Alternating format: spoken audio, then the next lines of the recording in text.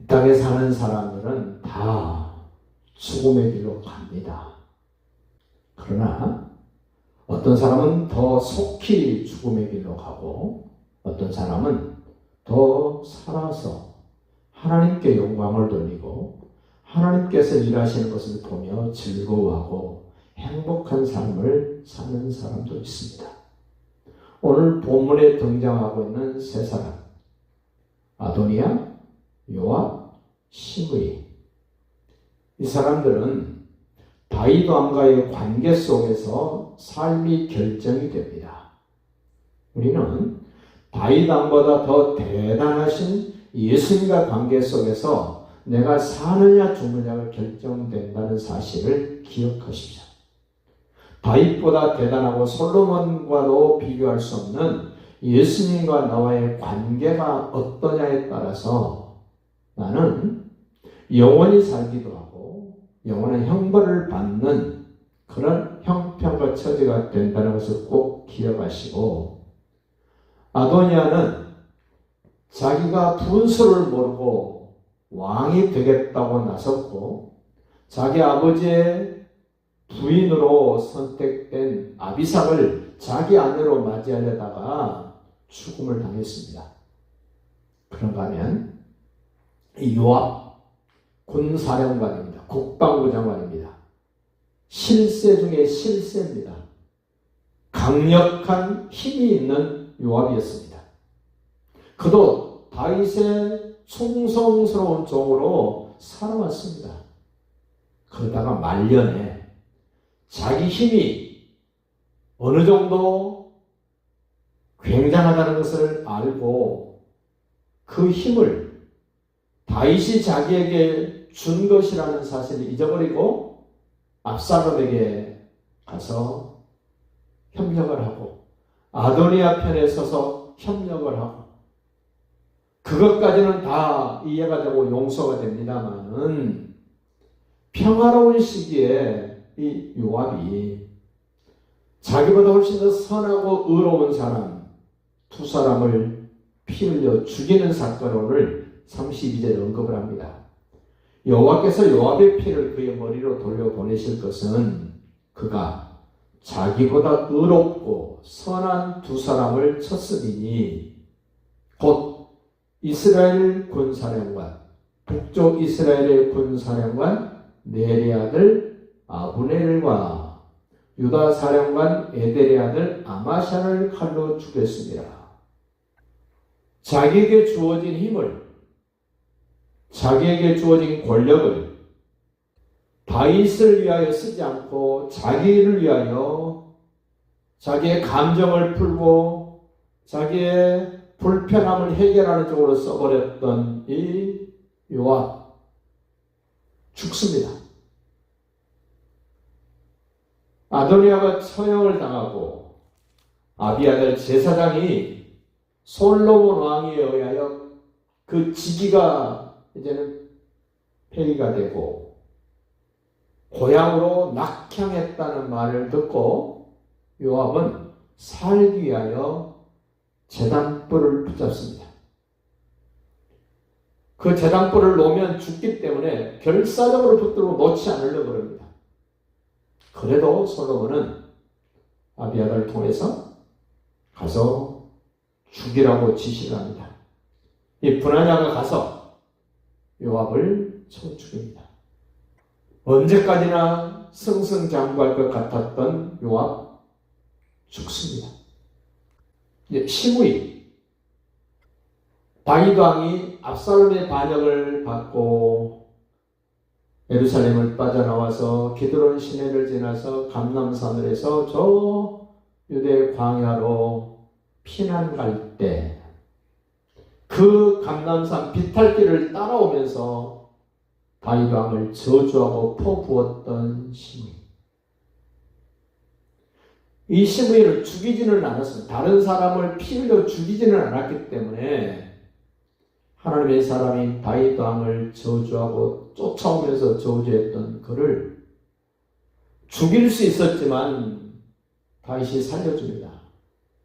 살려주면서 자기 아들 솔로몬에게 이야기합니다. 편안하게 그가 살다 죽도록 내버려 두지 말아라. 그런데 죽일 만한 건수가 없어서 솔로몬도 기다립니다.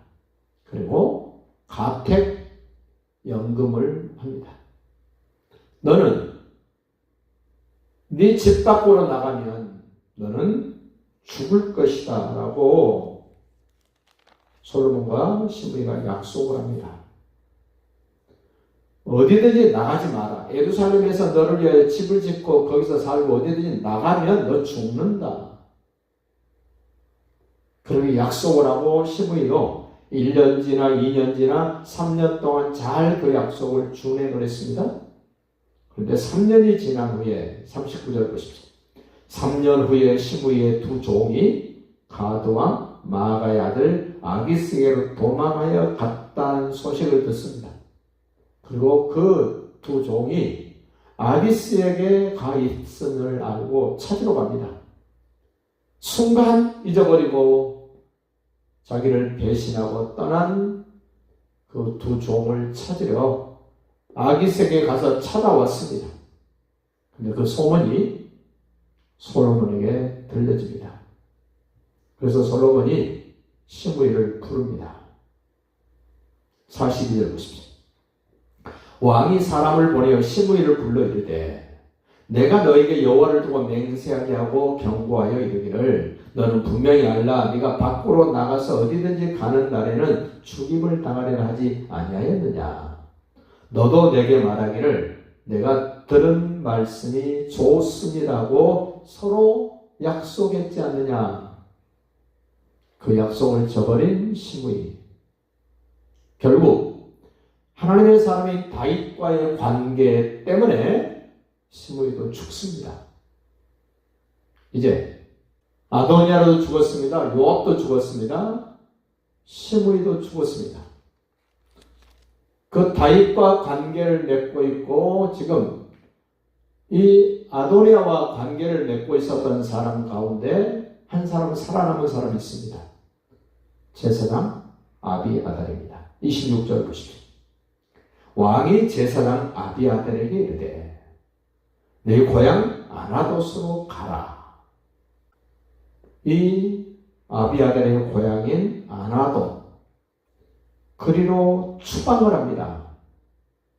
너는 마땅히 죽을 자이로되 시므이처럼 요압처럼 아도니아처럼 죽어야 될 사람 중 한 사람이 이 아비아달인데 살려줍니다. 왜 살려주나를 보십시오. 내가 내 아버지 다윗 앞에서 주 여호와의 궤를 메었고 하나님과 관계된 일을 온몸으로 감당했던 아비아달. 다른 사람들의 죄 문제를 해결하는 그 제사장 직분을 감당했던 아비아달. 다윗 왕이 환난 당할 때 함께 환난을 경험하고 다윗 편에 서서 충성스러움을 다했던 그 아비아달. 주 여호와의 궤를 메었고 또 내 아버지가 모든 환난을 받을 때 너도 환난을 받았은즉 내 아버지 다윗과 함께했던 너 내가 오늘 너를 죽이지 아니하노라.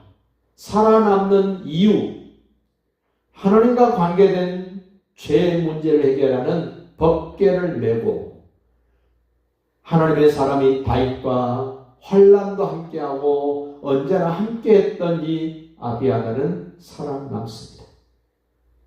27절 봅니다. 아비아달을 쫓아내어 여호와의 제사장 직분을 파면하니 여호와께서 실로에서 엘리에셀에 대하여 하신 말씀을 응하게 합니다. 이제 엘리 제사장 가문의 제사장은 없어집니다. 이제는 사독 계열의 제사장이 됩니다. 이 사독 계열의 제사장이 사두개파로 나중에 발전하게 됩니다. 이렇게 죽고 사는 문제가 결정되는 순간 살아남을 수 있는 사람, 하나님의 일을 하나님의 사람과 언제나 함께하고 다른 사람의 죄 문제를 해결하는 그 역할을 했던 사람만 유일하게 살아남는 것을 보면서 우리도 예수님과 함께할 뿐만 아니라 예수님이 모든 사람의 죄를 해결했다는 그 사실을 알리고 그 일을 함께 할 때 우리도 살아남게 되고 영원히 살아 하나님께 영광을 돌리게 되는 삶이 될 것을 확신하고 여러분 모두를 축복합니다.